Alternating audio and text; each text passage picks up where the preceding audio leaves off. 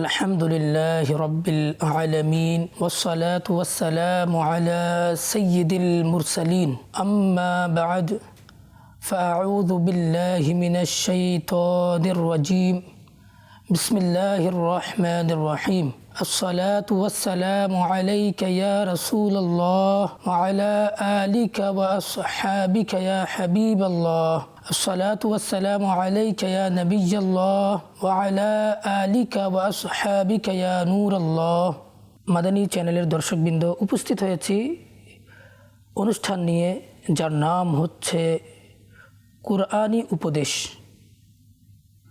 আর আমরা এই অনুষ্ঠানে আলোচনা করি যে আল্লাহ তাআলা তার বান্দাদেরকে কিভাবে কোরআনে কারীমের মধ্যে আহ্বান করেছেন, আর এই আহ্বান করার মাধ্যমে তিনি কি কি নির্দেশনা দিয়েছেন তা আমরা জানব, আলোচনা করব।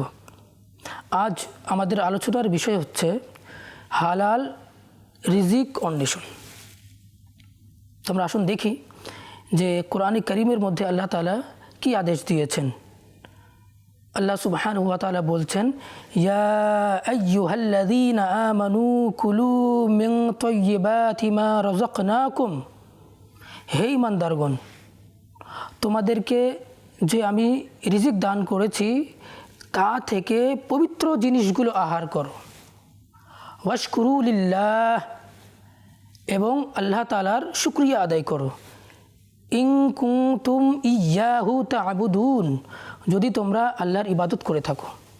সুবহানাল্লাহ সুবহানাল্লাহ। তো এই আয়াতে কারিমার মাধ্যমে কয়েকটি বিষয় আমাদের সামনে ফুটে ওঠে।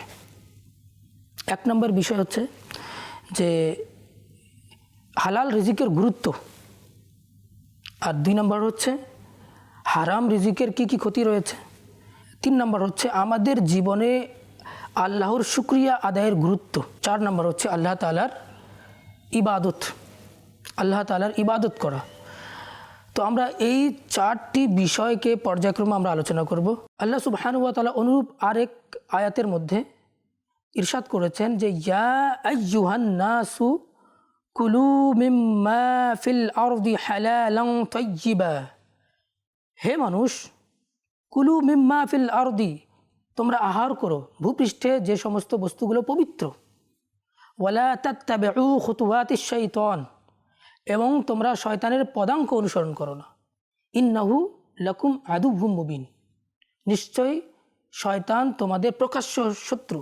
তো দেখুন, এই আয়াতে কারিমার মধ্যেও আল্লাহ তাআলা বলেছেন যে হে মানুষ, তোমরা পবিত্র বস্তু আহার করো। তার মানে বোঝা গেল যারা অপবিত্র বস্তু আহার করে, যারা হারাম আহার করে, তারা কার পদাঙ্ক অনুসরণ করছে? তারা শয়তানের পদাঙ্ক অনুসরণ করছে। আমাদের উচিত রাসূলুল্লাহ সাল্লাল্লাহু আলাইহি সাল্লামের পদাঙ্ক অনুসরণ করা। আল্লাহ সুবহানাহু ওয়া তাআলা যে দিক নির্দেশনা দিয়েছেন সেভাবে আমাদের অনুসরণ করা, তার হুকুম হাকামকে মেনে চলা, তখনই আমরা জীবনে সফল কাম হতে পারবো। অন্যথায় আমাদের জীবনে কষ্ট চলে আসবে। আলেমগণ নিজেদের কিতাবের মধ্যে বলেছেন যে হালালকে হালাল কেন বলা হয়। প্রথমত, হালাল শব্দটি আরবি, আর এজন্য একে হালালকে হালাল বলা হয়। আর দ্বিতীয়ত, হালালের অর্থ হচ্ছে ইনহিলাল, আর ইনহিলাল এর অর্থ হচ্ছে যে যে কাজের মধ্যে কোনো বাধা বিপত্তি থাকে না, যা গ্রহণের ক্ষেত্রে কোনো বাধা থাকে না, কোনো সংকট থাকে না, কোনো ভয় থাকে না, যার অনুসরণ করলে কেউ গর্তে পতিত হয় না। তো আলহামদুলিল্লাহ, হালাল এমন বস্তু যদি কেউ গ্রহণ করে তাহলে সে ক্ষতির মধ্যে কোনোদিন পতিত হবে না।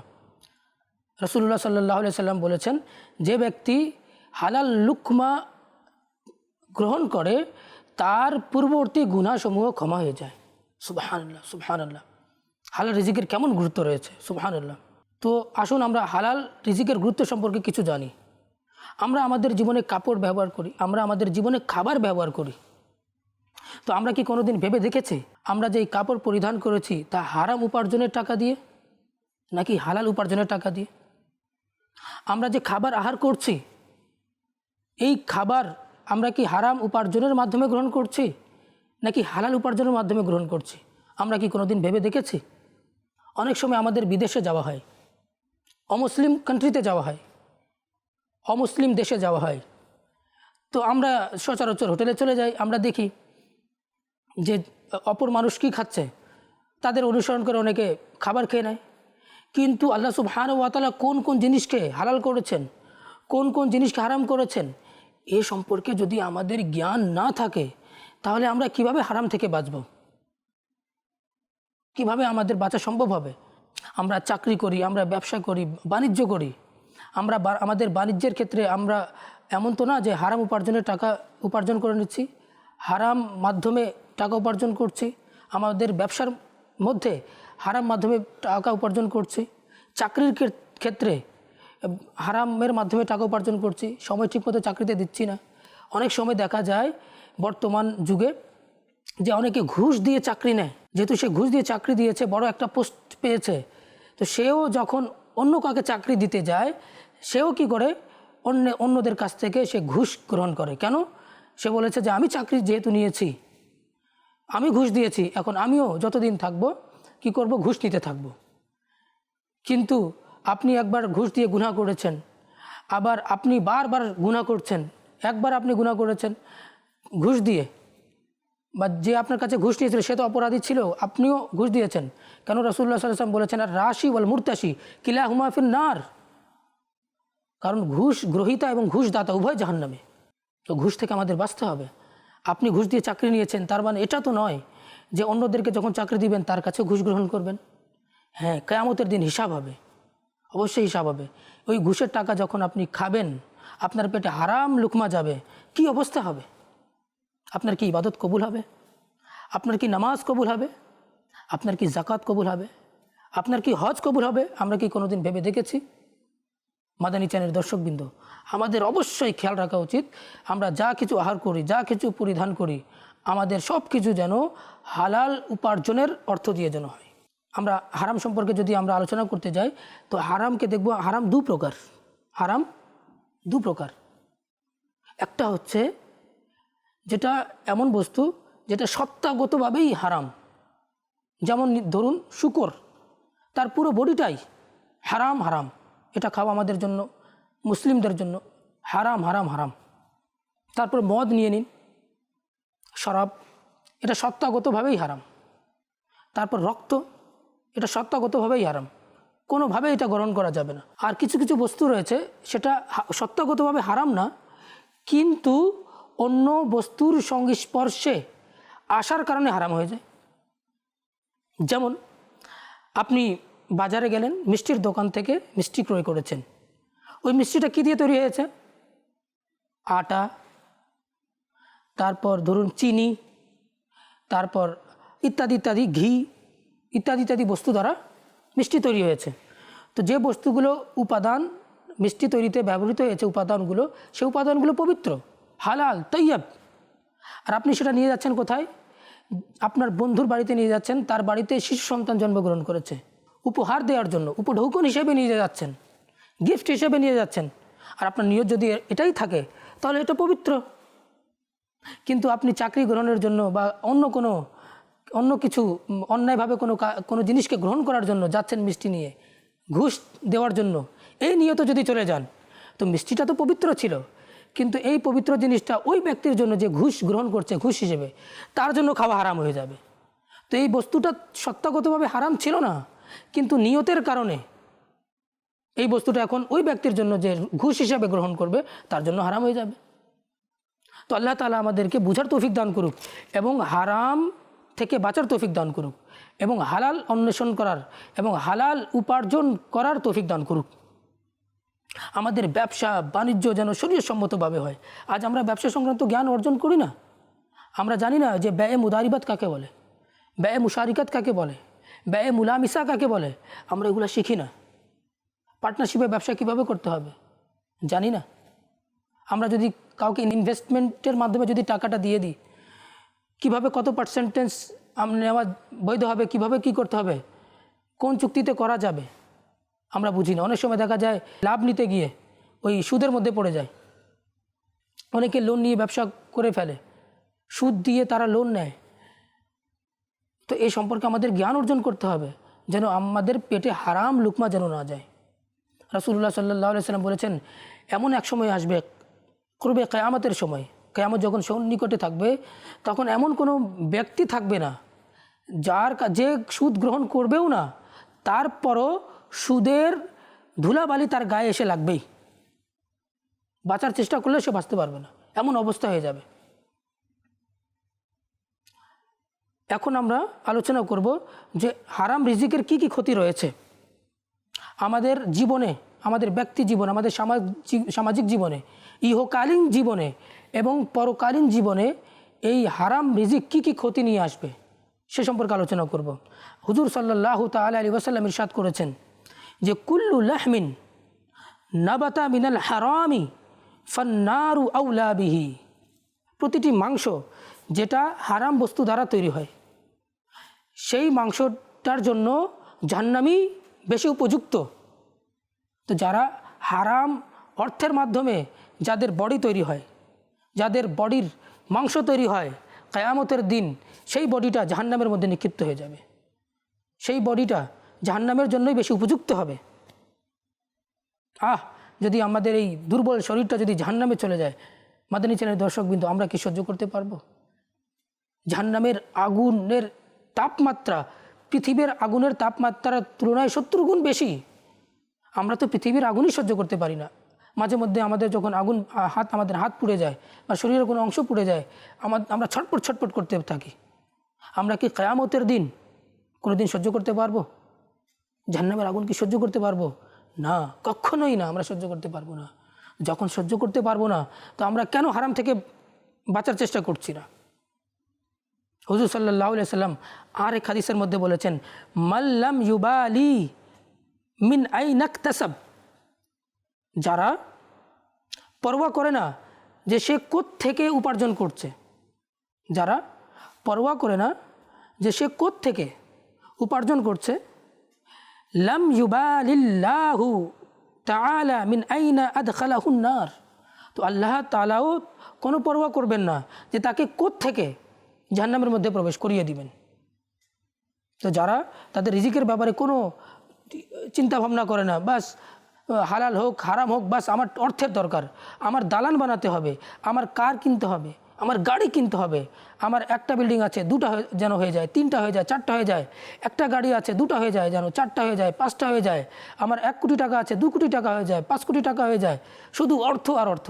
কিন্তু কোত্থেকে অর্থটা আসছে সেদিকে আমরা মাথা ঘামাই না।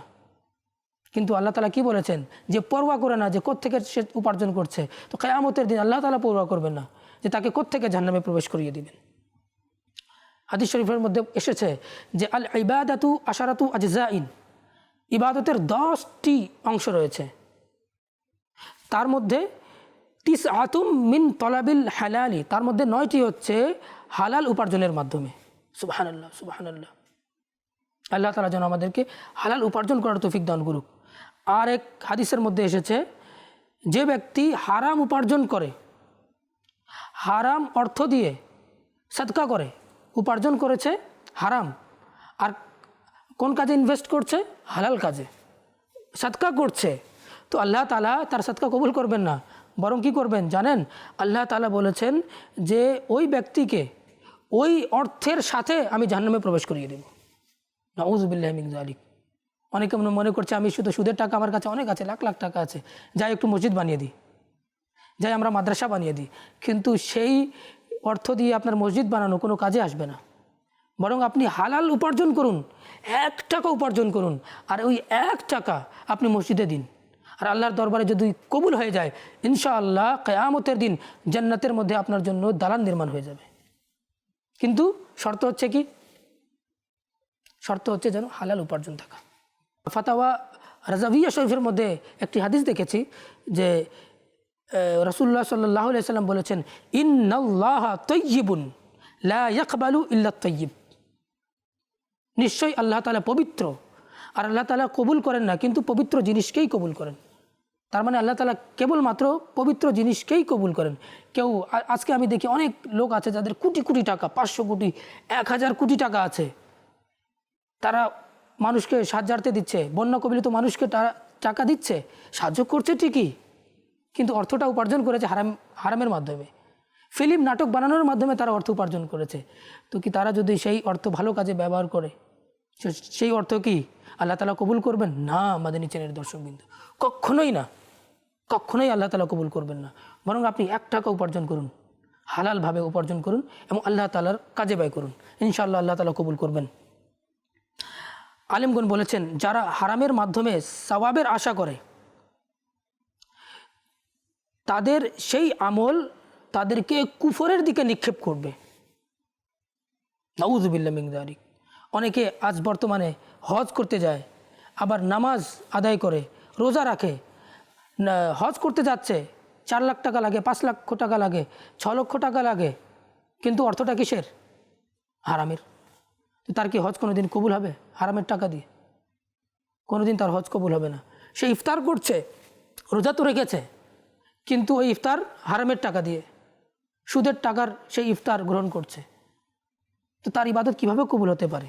একবার জানেন, আবু বকর সিদ্দিক রাদিয়াল্লাহু তাআলা আনহুর এক গোলাম একটা পাত্রে দুধ নিয়ে এলো। আবু বকর সিদ্দিক রাদিয়াল্লাহু তাআলা আনহুকে সেই দুধের পাত্র দিল।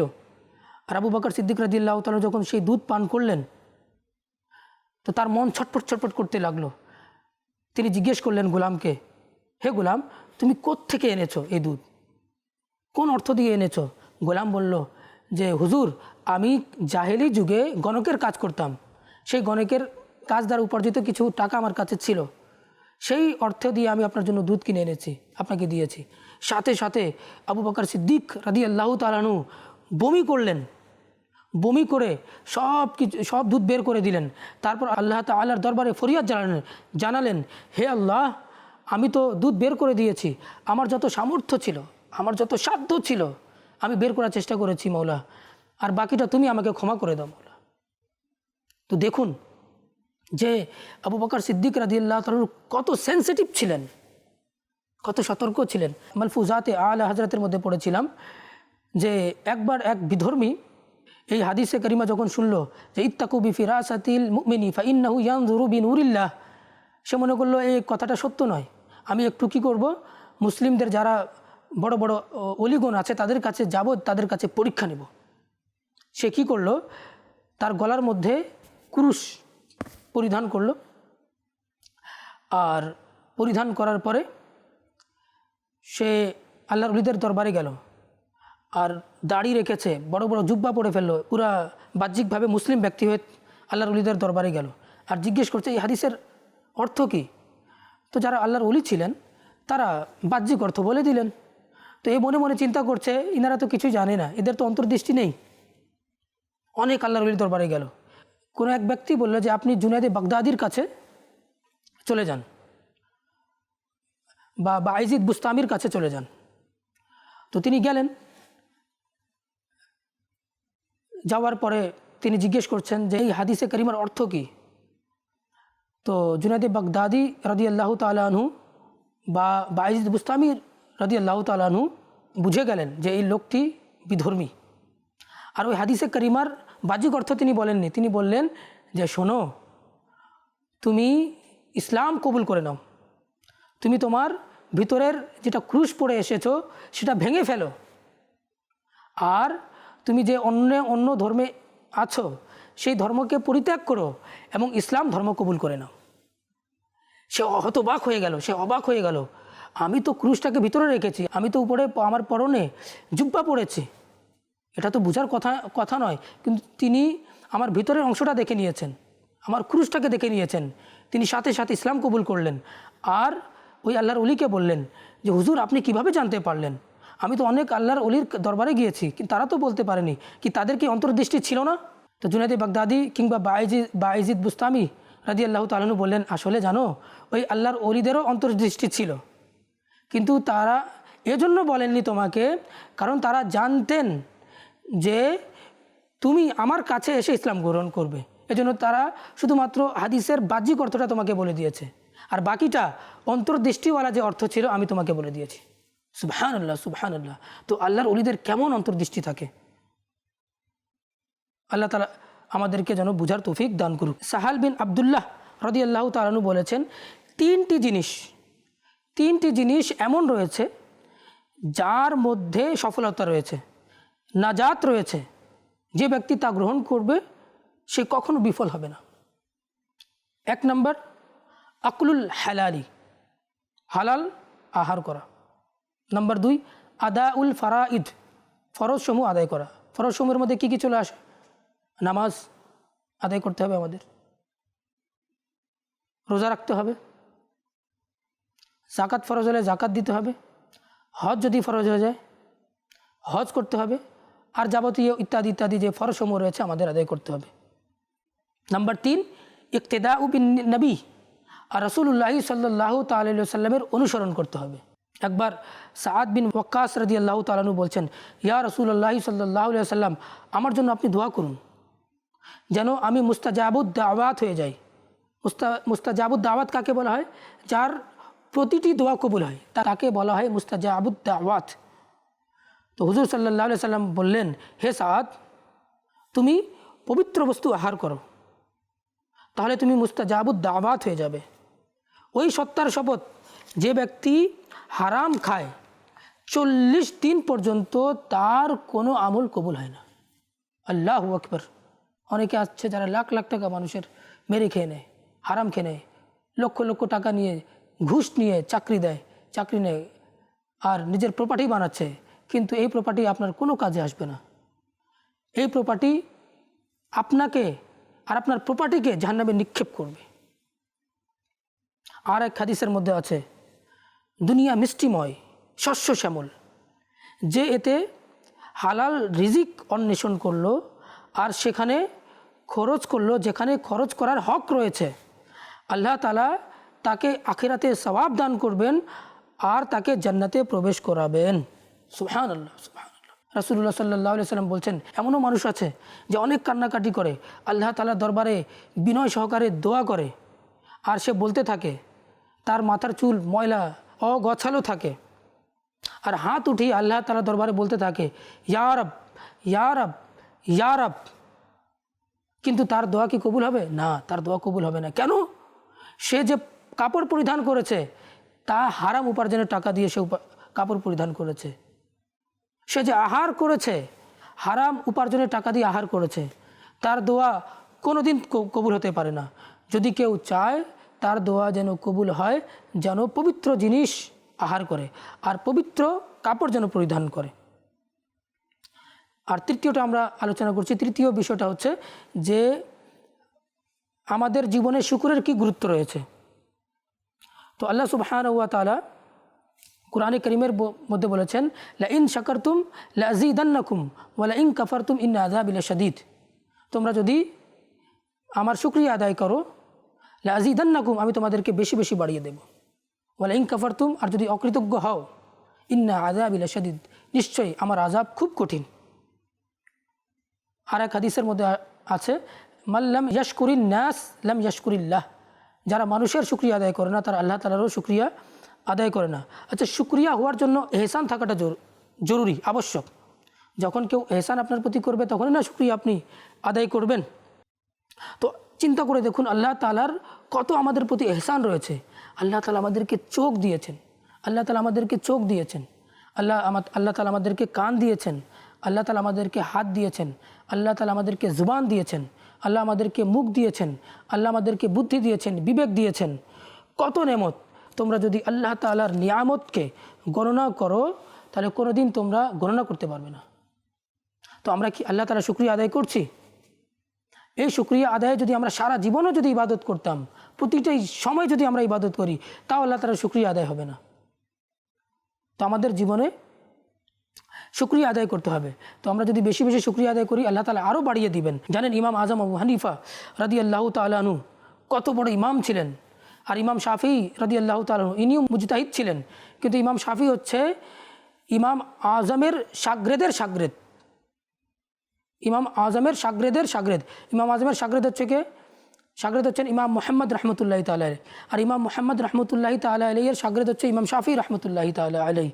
আবার জানেন ইমাম বুখারী রহমতুল্লাহি তাআলা আলাইহি অষ্টম সূত্রে গিয়ে তিনি ইমাম আজমের শাগরেদ। কত বছর পরে গিয়ে ইমাম বুখারি এসেছেন, তিনিও ইমাম আজমের কি শাগরেদের শাগরেদের শাগরেদ। আর সেই ইমামকে যখন জিজ্ঞাসা করা হলো যে হে ইমাম আজম আবু হানিফা, আপনি কিভাবে এত বড় এলেমের অধিকারী হলেন, কিভাবে আপনি এত বেশি এলেম অর্জন করলেন, তিনি বললেন, আমি যখনই এলেম অর্জন করেছি তখনই আমি বলেছি আলহামদুলিল্লাহ। যখন কোনো নতুন মশলা জানতে পারতাম, নতুন কিছু মশলা আখাজ করতাম, আমি কি করতাম? আলহামদুলিল্লাহ বলতাম। আল্লাহ তাআলা আমার এলেম বাড়িয়ে দিয়েছেন। তো আমাদেরও উচিত যখনই আমরা কোনো নিয়ামত পাবো আল্লাহ তাআলার শুকরিয়া আদায় করব। আর চতুর্থ নাম্বারটা হচ্ছে ইন কুনতুম ইয়াহু তা'বুদুন, যদি তোমরা আল্লাহ তাআলার ইবাদত করে থাকো। তো মাদানী চ্যানেলের দর্শকবৃন্দ, আমরা আমাদের ব্যক্তি জীবনে, আমাদের পুরো জীবনের মধ্যে আমরা আমাদের সময়টাকে আল্লাহ তাআলার ইবাদতে ব্যয় করি। আমরা 5 ওয়াক্ত নামাজ যথাযথভাবে যেন আদায় করি, আমরা যেন রাসূলুল্লাহ সাল্লাল্লাহু তাআলা সাল্লামের প্রতি দুরূদ শরীফ পাঠে ব্যয় করি, আমরা যেন কোরআন পাঠে ব্যয় করি, ইলমে দ্বীন অর্জনে যেন ব্যয় করি। আল্লাহ তাআলা যেন আমাদেরকে সেই তৌফিক দান করুক। আমিন বিজাহিন নবিল আমিন ওয়া সাল্লাল্লাহু তাআলা আলাইহি ওয়াসাল্লাম।